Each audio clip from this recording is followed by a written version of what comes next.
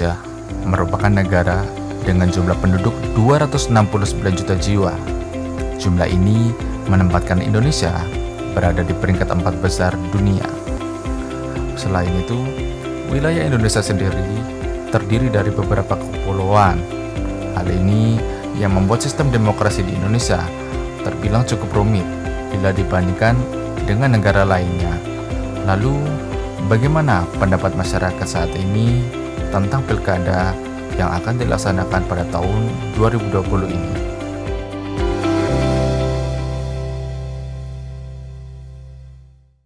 Saya Ernawati Sinaga. Perkenalkan, wanita ini bernama Ernawati Sinaga, berusia 25 tahun dan bekerja sebagai karyawan swasta, yang menjadi narasumber pertama saya.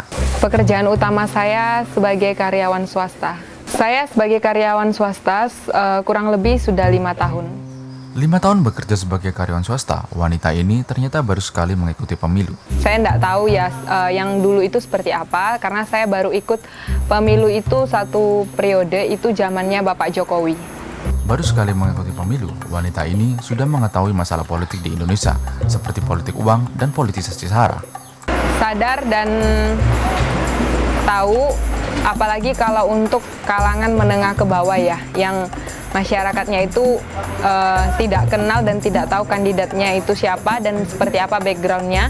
Biasanya pun ya hampir lebih banyak ya untuk masyarakat bawah itu yang akan milih. Rata-rata itu banyak. Kalau menengah ke atas itu cuma berapa persen, dan itu mereka pasti nggak berani ya untuk turun ke masyarakat menengah ke atas, apalagi nyogok, karena mereka orang berpendidikan dan tahu siapa calonnya dan backgroundnya itu rata-rata sudah tahu. Jadi memang benar-benar pilih itu ya yang memang benar-benar oke gitu.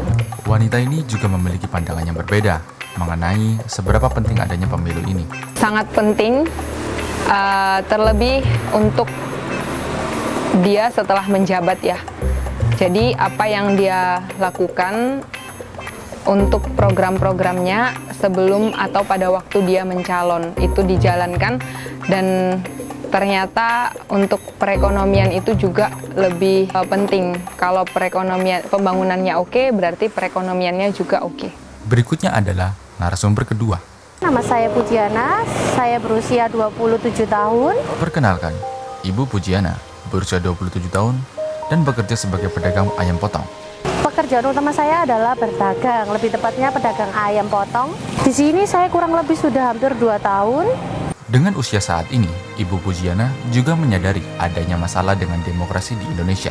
Kalau untuk politik isu SARA saya kurang tahu. Kalau untuk politik uang sendiri ada beberapa memang rekan ataupun sanak saudara yang mengatakan aku dapat uang sekian dari partai ini, dapat uang sekian dari partai. Kalau untuk saya sendiri belum pernah.